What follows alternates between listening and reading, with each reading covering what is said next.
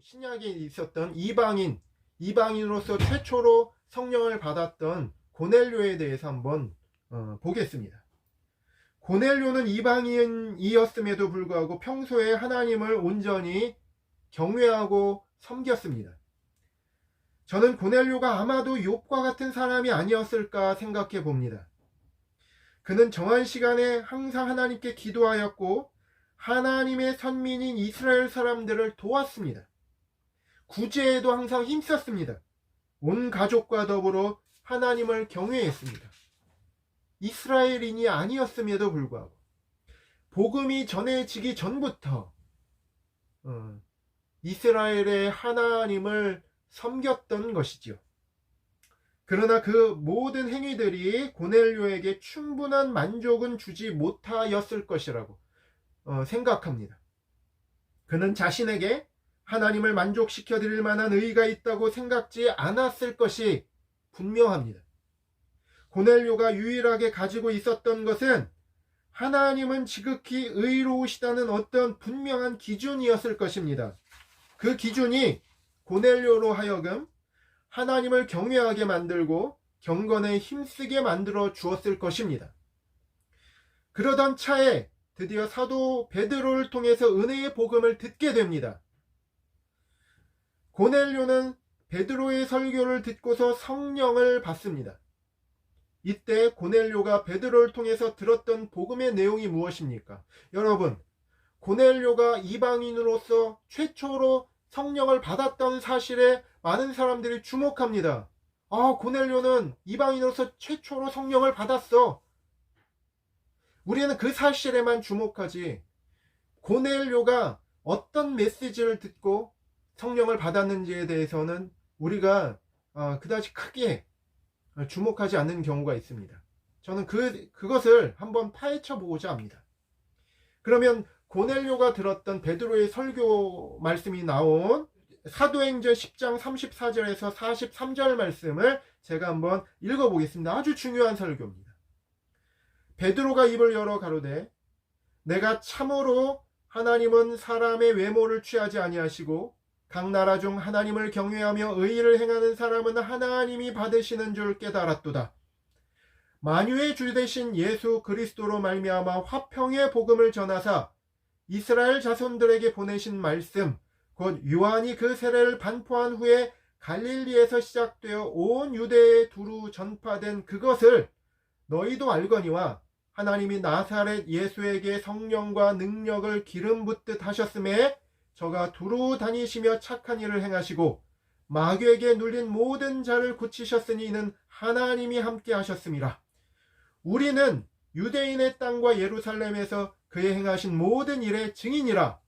그를 저희가 나무에 달아 죽였으나 하나님이 사흘 만에 다시 살리사 나타내시되 모든 백성이 하신 것이 아니오 오직 미리 택하신 증인 곧 죽은 자 가운데서 일어나신 후 모시고 음식을 먹은 우리에게 하신 것이라.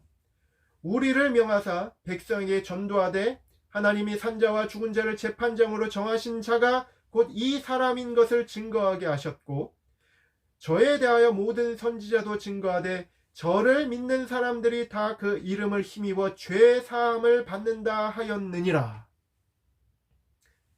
설교가 이토록 간단합니다. 여러분, 근데 이 마지막 한 구절, 저를 믿는 사람들이 다 그 이름을 힘입어 죄사함을 받는다 하였느니라, 이 말씀을 듣자마자 고넬료와 고넬료의 가족에게 성령이 임하시기 시작합니다. 베드로가 전한 이 복음의 핵심 내용은 무엇이었습니까? 예수님에 관한 것이었습니다. 이 예수님에 관한 말씀 중에서 가장 절정은 무엇입니까? 바로 마지막 구절, 저를 믿는 사람들이 다 그 이름을 힘입어 죄사함을 받는다라는 말씀이었습니다. 이 말씀을 전하자마자 고넬료의 집안에 성령이 강림하셨던 거지요. 고넬료는 베드로의 설교를 통해서 마침내 하나님을 만족시킬 만한 의의를 찾았던 것입니다. 그 의의는 바로 예수 그리스도이셨습니다.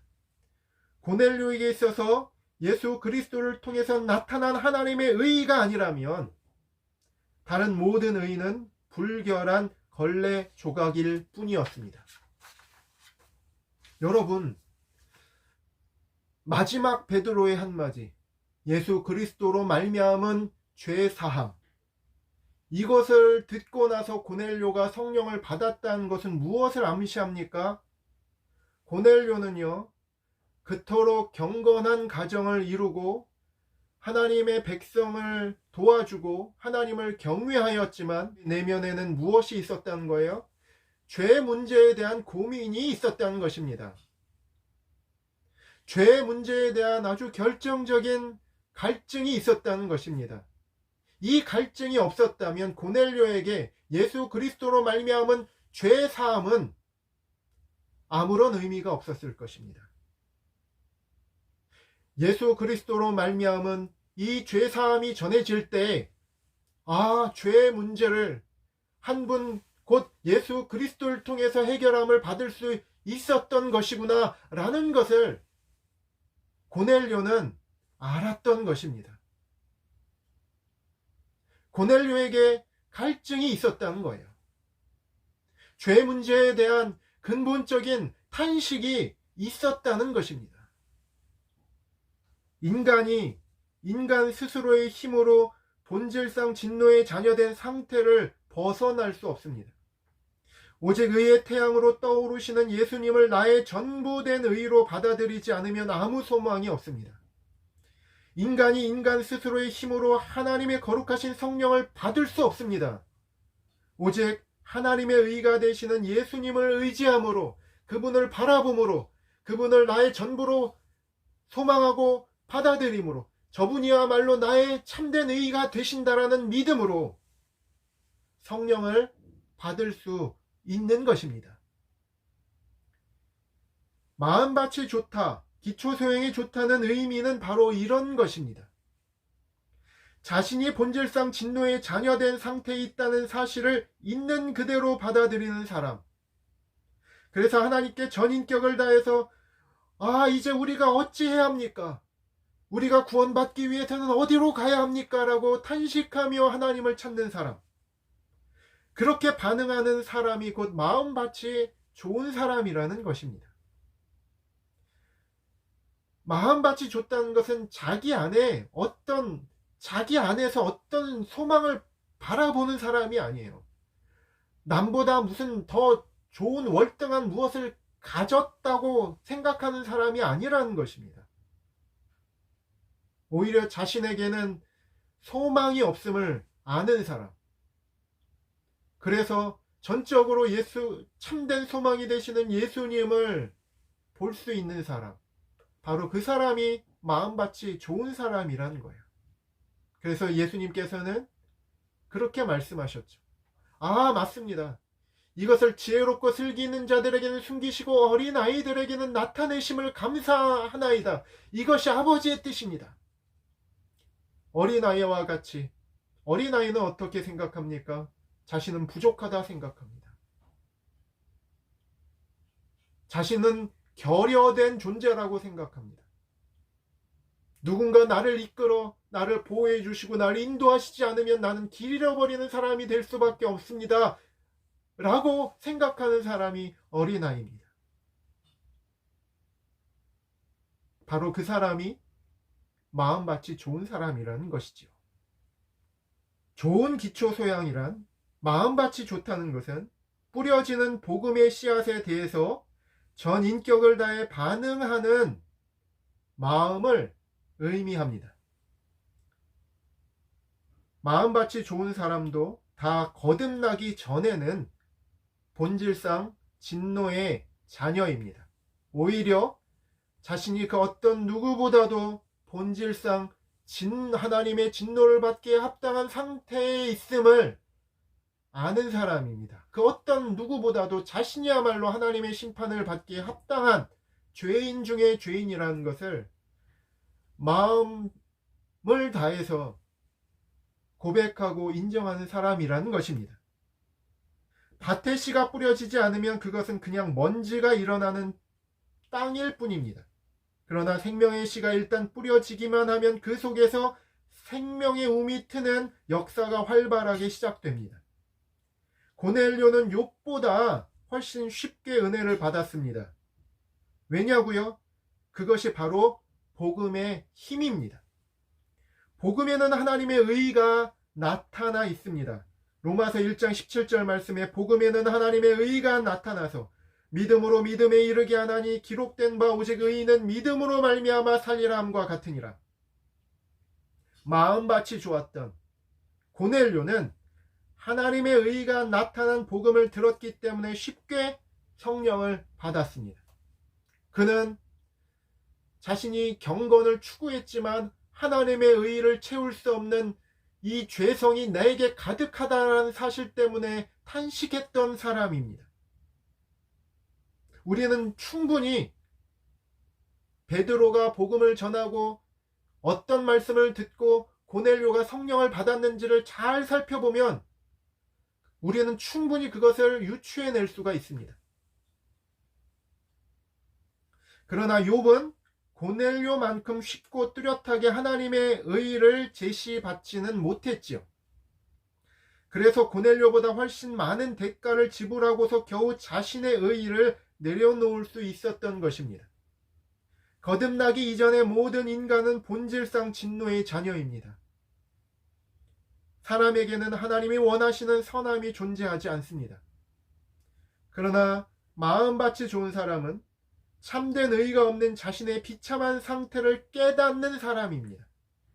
그래서 하나님의 의가 나타난 복음을 들었을 때 아무 소망이 없는 자아로부터 돌이켜서 의의 태양이신 그리스도께 힘있게 나아갑니다. 그리고 모든 소망과 믿음을 그리스도께 둡니다. 이런 사람은 반드시 예수 그리스도를 믿음으로 말미암아 의롭다함을 받고 죄사함을 받고 성령을 받아 거듭나게 될 것입니다. 여러분, 오늘의 강의는 여기서 마치고자 합니다. 이 내용은 굉장히 중요한 내용이라고 생각합니다. 어떤 사람이 마음밭이 좋다고 했을 땐 많은 사람들이 오해하고 있는 것 같아요. 마음밭이 좋은 사람은 무엇인가 나보다 더 월등한 어떤 능력이 있거나 어떤 수준에 있거나 라고 생각하는 것 같습니다. 여러분, 오히려 마음밭이 좋은 사람은 자신의 결여를 깨닫는 사람입니다. 오 하나님, 나는 부족한 사람입니다. 예수님의 공생의 당시에 예수님께서 내 죄 사함 받았느니라 라는 그 은혜로운 주님의 음성을 들었던 사람들의 모습을 보십시오. 그 사람들은 누구입니까? 죄인들이었습니다. 창기들이었고 세리들이었습니다.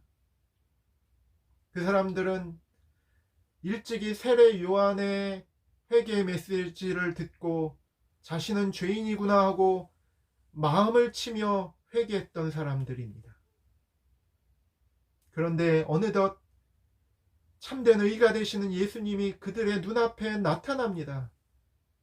그들은 자신의 부족함을 보았고 그 부족함을 내려놓고 예수님을 믿음으로 붙잡았던 사람입니다. 그 사람들 중에 자신이 누가 나는 마음밭이 좋아라고 자랑하고 다녔던 사람이 어디에 있었겠습니까? 오히려 나는 소망이 없습니다. 오히려 나는 소망이 없기 때문에 나의 소망이 되신 주님께 나아갑니다 라고 외쳤던 사람입니다. 여러분, 자신이 마음밭이 좋지 않다고 생각하십니까? 있는 모습 그대로 애통한 마음을 가지고 나의 소망은 주님밖에 없습니다 하고 있는 모습 그대로 주님께 나아가 주님을 붙드십시오.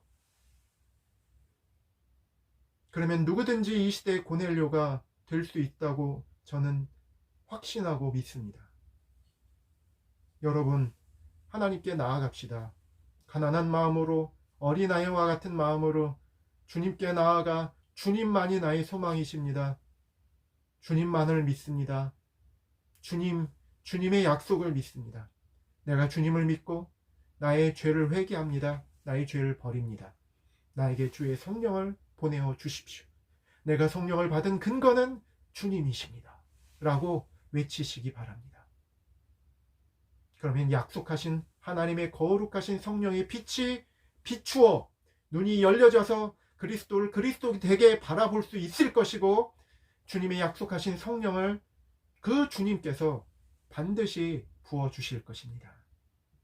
여러분, 새 아침에 하나님의 은혜와 축복이 여러분에게 임하시기를 간절히 소원하면서 본 강의는 마치도록 하겠습니다.